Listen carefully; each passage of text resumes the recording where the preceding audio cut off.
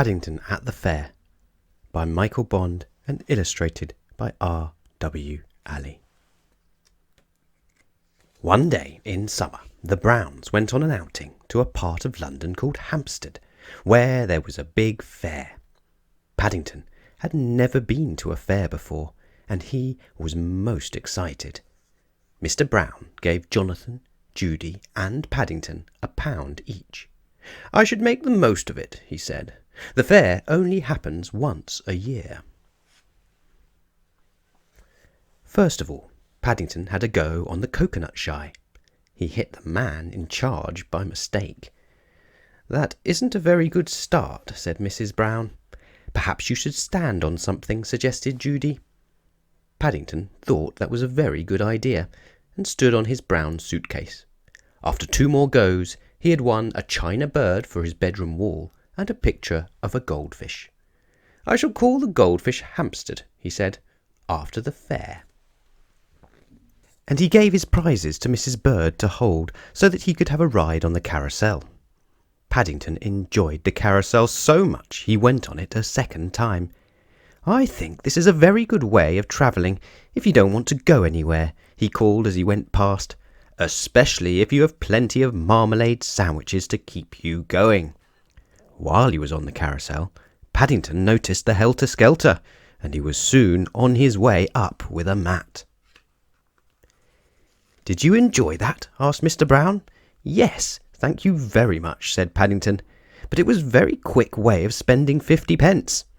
"That's funny," said Mrs. Brown, looking up. "None of the other children are coming down.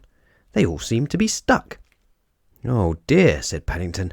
"I think they may be sitting on one of my marmalade sandwiches."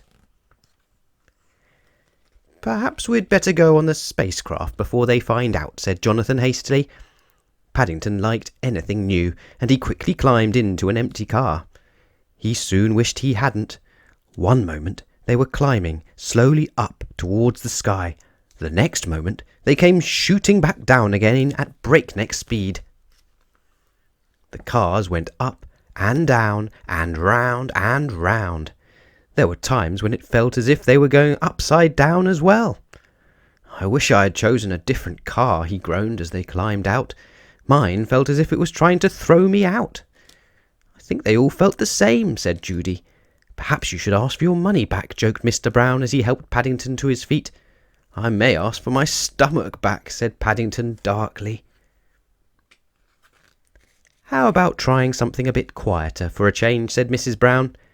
"I don't think you'll find those very quiet," called Jonathan. But he was too late. Paddington was already climbing into a dodgem car. He soon found out why some people call them bumper cars. By the time Paddington came off the dodgem cars, it was getting late, and he had spent nearly all his money. Just then he saw a tent with a notice outside which said, "Madame Grant, fortunes told." "Perhaps she will tell me where my next pound coin is coming from," he said, and before the Browns could stop him, he had gone inside. Madame Grant looked at Paddington. Then she looked into her crystal ball. Then she looked at Paddington again.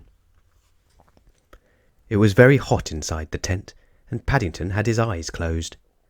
"I think," she said, "I see a bear who is going to sleep very well tonight." And she was quite right. Paddington slept very well that night. In fact, he slept so well he didn't fall out of bed once, not even when he dreamed he was back on the spacecraft.